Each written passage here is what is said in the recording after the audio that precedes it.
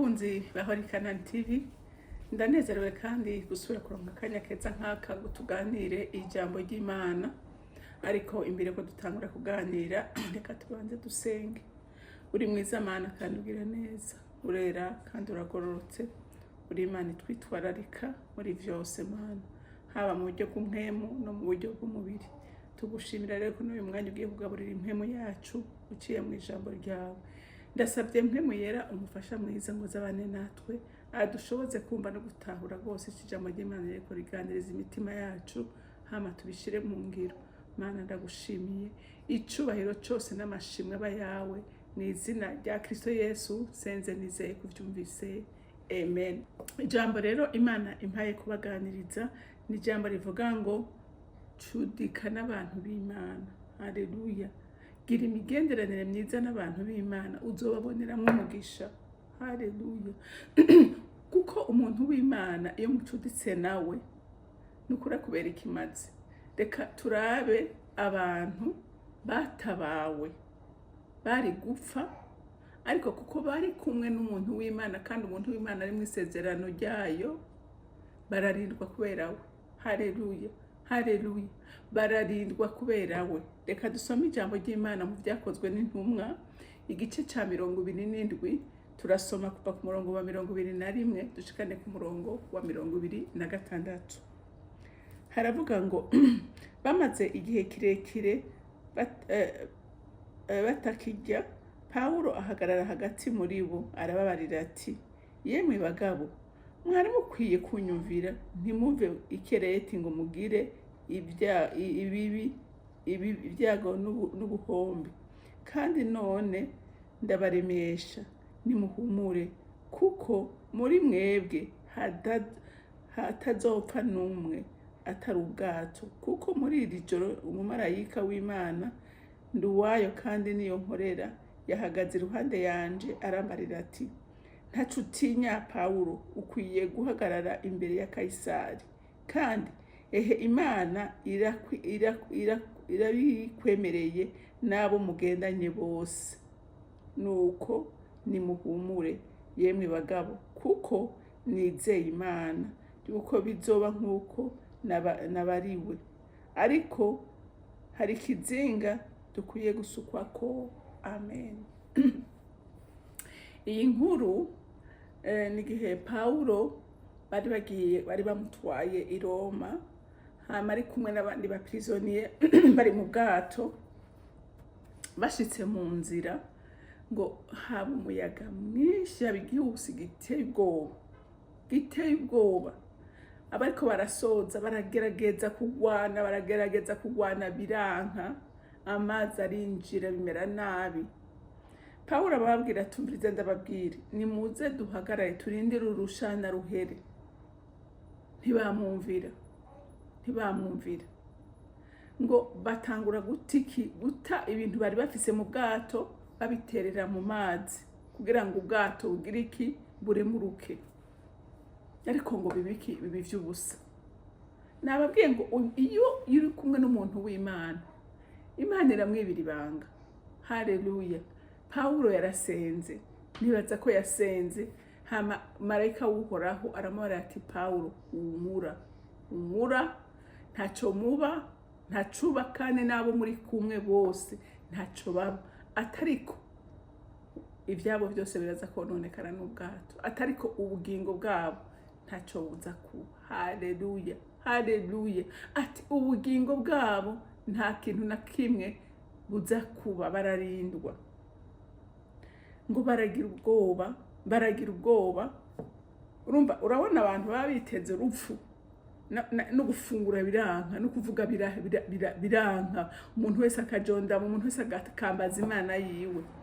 Ariko ngo Pawulo abonye ko bamaze imisi batarya bamerewe nabi, ngo arahaguruka. Haleluya. Haleluya. Ngo arahaguruka arabaremesha. Ni haha twasomye, arahaguruka arabaremesha. Atumviriza, nimuhumure, jewe ndi umuntu w'Imana, nkorera Imana. Ibi vyago nari ndabizi ko biza kuba, Imana yari yabimbwiye.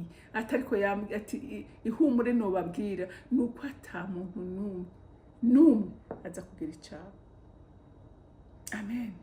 Ati nuko ata muntu n'umwe muri mwebwe aza kugira icyaba twese turashika amahoro iyo turoye. Ngenda kubwire muntu w'Imana, cudikana abantu b'Imana, bavanura n'abagutwara mu bibi. Haleluya. Umuntu iyo ugendana n'umuntu akunda Imana, asenga Imana, aragusengera, araguterura. Haleluya. Kandi n'ukurindwa ukarindwa kubera we. Murumva ko aba bantu bari gupfa. Harageze n'igihe bavuga bati rero uko tubibona reka aba prisonnier bose tubice, kuko ngo cyarazira ko umuprisonnier batwaye Roma atoroka. Ngo iyo yatoroka niwe wamusubirira mu kibanza, barakwica. Hanyuma Paulo avuga ati bangu ntimubarike, nta na kimwe ntaho baja. Ngo umukuru yatwara ubwo bwato, ngo yaratwara abasirikare bari batwaye abo baprisonnier, ngo arababuza ati nimureke, ko yari yamaze kubona we by'ukuri ko bari kumwe n'umuntu adasanzwe. Haleluya. Bari kumwe n'umuntu w'Imana. Rero icyo no kubwira uyu munsi ni ukuri, gira umwete ukuraba abantu mugendana baribo. Haleluya. Raba abantu mugendana abaribo, urabe ko ari abantu bikimazi, urabe ko ari abantu kuko ari abantu mugendana usanga bakubera n'umuvumo, ndetse cyangwa ugasanga batumye ujya no mu bintu bibi bitari kugenda, utari kujamwo. Ariko iyo ugendanye n'abantu bazima bakubera ikimazi. Haleluya. Haleluya. Ngira uyu munsi wabaza aba baprisonnier akabaza ati mbega Paulo mugendanye inyungu mwamubonyemo niyihe? Yarabaremesha. Kandi bashitsa no kuri iki kizinga bamuboneyemo umugisha. Haleluya. Haleluya. Babafashwe neza kubera iki? Kubera Paulo ashitse ngo ku kizinga basutsweko, ngo yasanze ise w'umukuru w'ico kizinga ngo agwaye. Hama aramusengera arakira. Ngo n'abandi benshi bo muri ico kizinga Paulo ababwira ubutumwa, Paulo arabasengera, abagwaye akabasengera bagakira. Bafata neza, barabacanira umuriro, barabazimana. Kubera iki? Kubera bari kumwe n'umuntu adasanzwe. Rero nawe niwifatanye n'umuntu adasanzwe, nawe uzofatwa nk'udasanzwe. Haleluya. Uzofatwa nk'udasanzwe, kuko Imana yaba yibanga umusabyi wayo, nawe ntizokwibagira. Haleluya. Nawe ntizokwibagira. Ngo bageze no gutaha barabaherekeje, babatekereye ibintu byose bikwiye bibafasha mu rugendo. Babatekereye kubera abo, ariko babatekereye kubera uwo bari kumwe, ariko amavuta y'Imana, ariko icubahiro cy'Imana. Haleluya. Haleluya. Rero abantu b'Imana mwige kumenya guhitamo neza abantu mugendana, kuko hari abantu mugendana by'ukuri n'ikibanza bari kuguha ntibakiguhe, kubera abantu muri kumwe bameze n'ingene bitwara. Ariko n'ubundi mugendana ukaronka ikibanza ciza kubera uwo muri kumwe. Haleluya.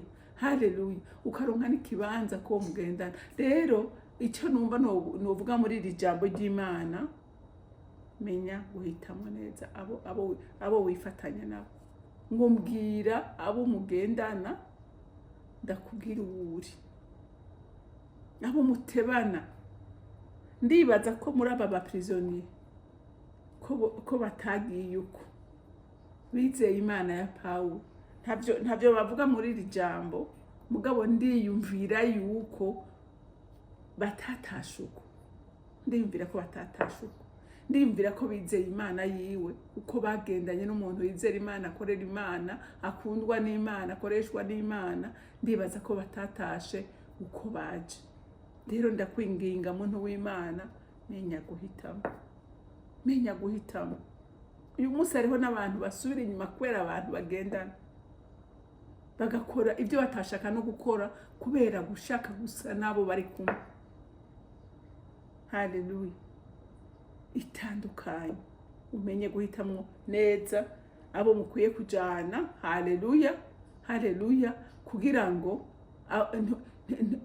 ntibibimvo yo guhusha umugisha wawe, kuko hari umugenda ashobora kuguhishisha umugisha wawe akakugushisha pe, cyangwa ukagira ubuhombe kubera wifatanije nawe, ariko iyo wifatanije n'umuntu w'Imana nta na rimwe uzohomba. Rero Imana yo mu ijuru ibampera umugisha.